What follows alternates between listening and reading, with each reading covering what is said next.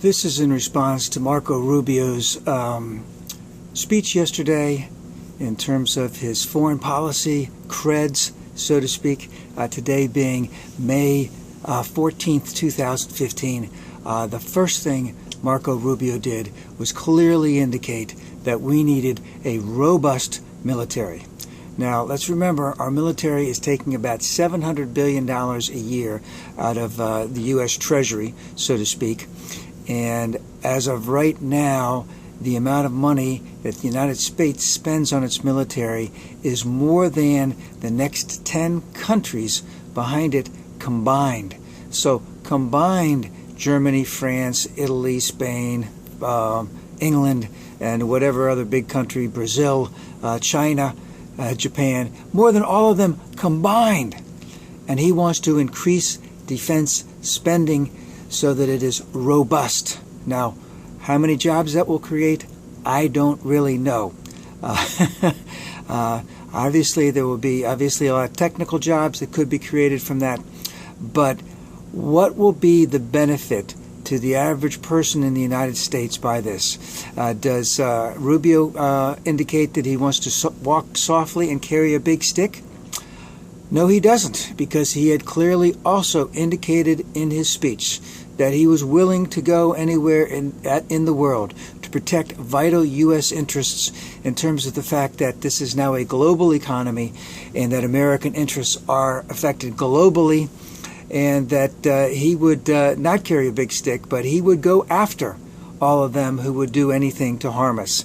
Now, where does he actually stand on the Ukraine? Is he willing to send troops to the Ukraine? Is he willing to send troops to China in terms of they're erecting man-made islands to claim territory, so that I think mostly that they can do a lot of drilling in the seas around there. Is he willing to go to that type of length to do that? Is that going to affect the shipping lanes? Would he send the Sixth Fleet over to there if there is a contention between Taiwan and Japan, and contention between Japan and China, and possibly even South Korea and China? What would he be willing to do? Where does Russia play into all of this? Is he willing to go into Syria? Is he willing to go back into Iraq? How much of our, we're getting a lot of oil from Iraq right now. If that got cut off, what would he be willing to do? Is he willing to go into Nigeria? If that oil supply got cut off, is he willing to go into Venezuela, who is having a pretty tough time economically right now with their socialistic government, who are not real friends with the United States right now? So what extent is he going to go to all of this? How much does he want to raise the amount of spending for the military? And my particular take on all of this is his actions yesterday is basically going to be the boilerplate for all of the Republicans out there. They're all going to have that type of hawkish view. I don't see that being very much different. Now, was there anything else that he really talked? He also talked about advancing freedom and protecting the rights of minorities in other countries. Gosh, I don't know. Is he going to go invade Tibet so that the Tibetan people can have their land back? That China invaded them, I believe, in 1959. Is he going to do that? Is he going to get involved in Iraq and Iran in terms of the Shiite and Sunni situation? Is he willing to go to Northern Ireland? If fighting breaks out there again?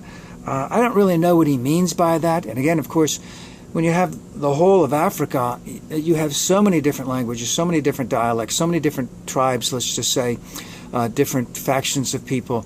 Is he willing to get involved in any of those things? In South America, is he willing to help the Mayan people in Mexico? Is he willing to help indigenous Native Americans? I'm not really sure where he stands on all that when he says he wants to protect the rights of minorities in other countries. Is he willing to start doing it right here? I'd like to think that he would. And of course, he didn't say anything about immigration, but that's obviously going to be probably a bigger platform than his foreign policy. How much is he going to deal with immigration? Now, my main point about all of this, Marco Rubio set a benchmark. I won't say a line in the sand. everyone's going to be right in that area, a little bit less, a little bit more. Rand Paul, obviously, a little bit less. Cruz could go further to the right. Walker could go further to the right. Jeb could go further to the right, but just based on his marker. Again, that's a hard marker to do. And then just remember just a couple other quick things in reference to what Rubio said. So he's obviously not going to be willing to raise taxes. That's a mantra.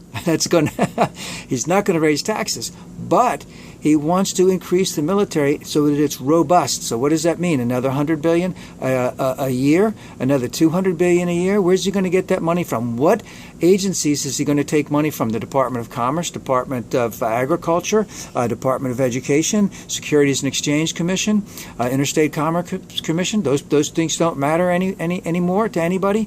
What is he going to do? Where's he going to get that money from? And just remember that Obama had an Invest in America thing in 2011, a second stimulus of about $450 billion that all the Republicans didn't go for.